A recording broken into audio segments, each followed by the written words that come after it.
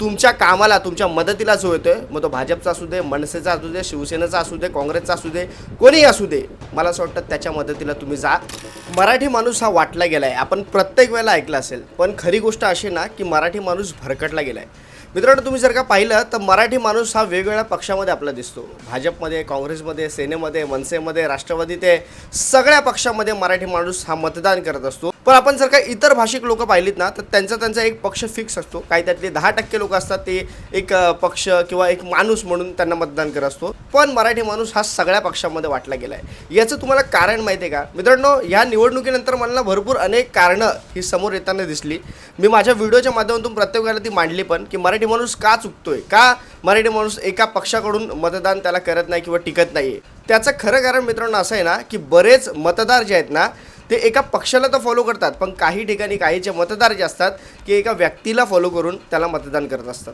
आज जर का पाहिलं तर मराठी माणसाच्या नावावर, हिंदूच्या नावावर हे राजकारण केलं जातं. आज मला तुम्हाला एक वेगळं सांगायची गरज नाही. मी कालही जे बोलत होतो ते आजही मी बोलणार आणि मला तुम्हाला तेच सांगायचं आहे. बघा कसं आहे ना, प्रत्येक पक्षाने एक एक भूमिका वाटून घेतलेल्या आहेत आणि त्याच्यामुळे काही जणांची भूमिका हिंदुत्ववादीची असते, काही जणांची भूमिका ही सेक्युलरिझमची असते, काही जणांची भूमिका ही मराठीसाठीची असते. पण त्यातले काही कार्यकर्ते पदाधिकारी हे कट्टर हिंदुत्ववादी असतात, कट्टर मराठी प्रेमी असतात, कट्टर सेक्युलरिझम असतात. पण काही झालं तरी प्रत्येक पक्ष हा त्याची एक विचारधारा असते ना, म्हणून तो कार्यरत असतो. आपण जर का आजपर्यंत या महाराष्ट्रात, या देशामधल्या जे जे पक्ष पाहिलेत, प्रत्येकाने आपली भूमिका ही परिस्थितीनुसार बदलली आहे. आणि मी तुम्हाला आधीपासून सांगत आलो आहे, कोणीही व्यक्ती आणि कोणीही पक्ष जर का भूमिका ही परिस्थितीनुसार बदलत असेल तर मग ती चुकीचं नाही आहे. कारण आपण आधीपासून बघत आलो आहे महाराष्ट्रात किंवा देशात प्रत्येक राज्यामध्ये जशी अशी परिस्थिती, जशी अशी पोकळी निर्माण होत असते, तसा आपण एकमेकांना पाठिंबा देत असतो, तसा एकमेकांना आपण निवडून देत असतो, तशी युती होत असते, तशा आघाड्या होत असतात.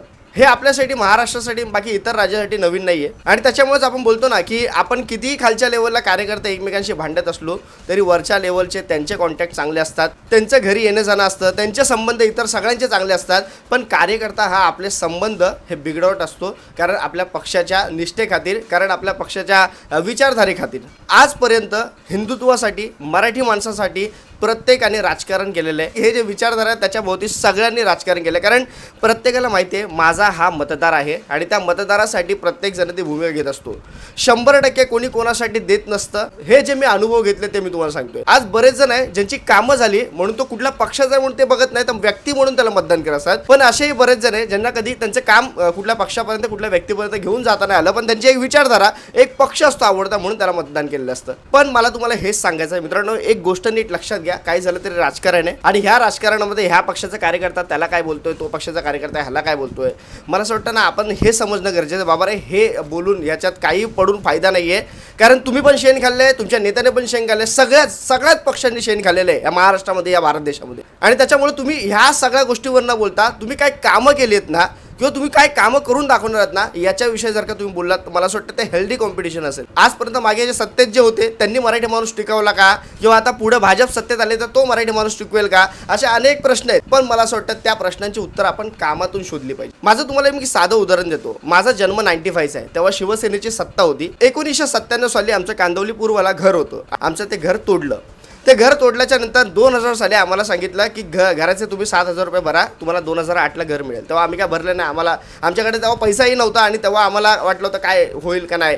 पण ज्यांनी भरले त्यांना 2008 साली घरं मिळाली. पण ज्यांना घरं मिळाली त्यांना पाणी नाही मिळालं, त्यांना तिला लाईट नाही मिळाली, तर सगळ्या सुविधा ह्या थर्ड क्लास मिळाल्या. त्याच्यानंतर परत 2008ला पैसे भरायला सांगितलं. आम्ही 2008ला पैसे भरले. 2016ला आमचं नाव आलं. पण 2016ला नंतर कळलं तो काय बिल्डर फ्रॉड आहे म्हणून त्या सरकारने, भाजप सरकारने त्या बिल्डरला काढला आणि दुसरा म्हाडाकडे मग त्यांना सुपूर्त केलं आमचे जे घर आहेत ते, सगळ्या इतर गोष्टी. आणि आता ते पुन्हा एकदा सुरू झालंय आणि आता आम्ही डॉक्युमेंटेशन केलंय आणि आता ते सांगतात या वर्षी किंवा पुढल्या वर्षी तुम्हाला घर भेटेल. किती वर्ष झाले?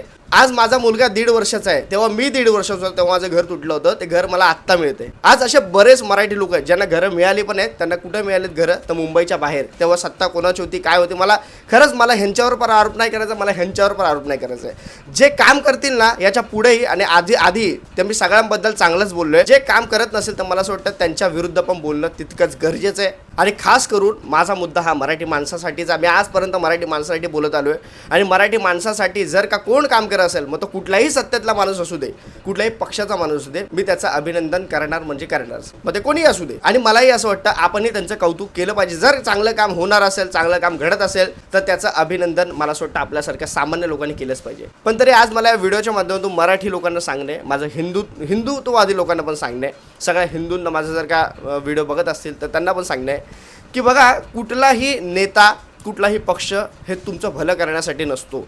आणि त्याच्यामुळे तुम्हाला तुमचं स्थान हे पक्षामध्ये निर्माण करायचं असतं, तुम्हाला स्वतःला मोठं व्हायचं असतं. तो कुठलाही पक्ष तुमचं घरदार भरणार नसतं, इतर सगळ्या गोष्टी तुमच्यासाठी कोणी करणार नसतं. आणि जेव्हा लोक तुमच्याकडे कामं घेऊन येतात तेव्हा तुमची पण ऐपत असली पाहिजे की बाबा रे, मी त्याचं काम करू शकतो. राजकारणात जर का टिकायचं असेल ना मित्रांनो, तर तुम्हाला ना डोकॅलिटी खेळावं लागणार. तुम्हाला भावनिक होऊन राजकारणात तुमचं काम होणारच नाहीये. कारण मी माझ्या समोर, डोळ्यासमोर असे एक उदाहरणं बघितलेत ना, सिमिलर सुरुवात केलेली आहे, पण आज एक नगरसेवक आहे आणि आज एक स्ट्रगलच करतोय. असे बरेच उदाहरणं आहेत, जे मला 2-3 उदाहरणं माझ्या समोर आहेत. आणि काही लोक मला फोन करून पण सांगतात का, तर बाबा त्यांचा तो निर्णय, हा निर्णय अत्यंत महत्त्वाचा असतो. त्यामुळे मी तुम्हाला सातत्याने सांगतोय, मराठी माणसाला खास करून एकच सांगेल की बाबा रे, तुमच्या कामाला, तुमच्या मदतीला जो येतोय, मग तो भाजपचा असू दे, मनसेचा असू दे, शिवसेनेचा असू दे, काँग्रेसचा असू दे, कोणीही असू दे, मला असं वाटतं त्याच्या मदतीला तुम्ही जा. हीच भूमिका आजपर्यंत महाराष्ट्रात झालेली आहे. आणि मला असं वाटतं ज्या पक्षाचं काम चांगलं असेल, जो पक्षाचा कार्यकर्ता, जो पदाधिकारी लोकांपर्यंत पोहोचून त्यांची कामं करेल, त्याचीच सत्ता याच्या पुढे महाराष्ट्रात आपल्याला दिसेल, याच्यात मात्र शंका नाही. प्रत्येक पक्षाच्या कार्यकर्त्याचं, पदाधिकाऱ्याचं जर तुमच्या इथे येऊन तुमचे कामं होत असेल, त्याचं कौतुक करायला शिका. बाकी तुम्हाला काय वाटतं मित्रांनो, मला नक्की कमेंटमध्ये सांगा. तुर्तास थांबतो. जय हिंद, जय महाराष्ट्र.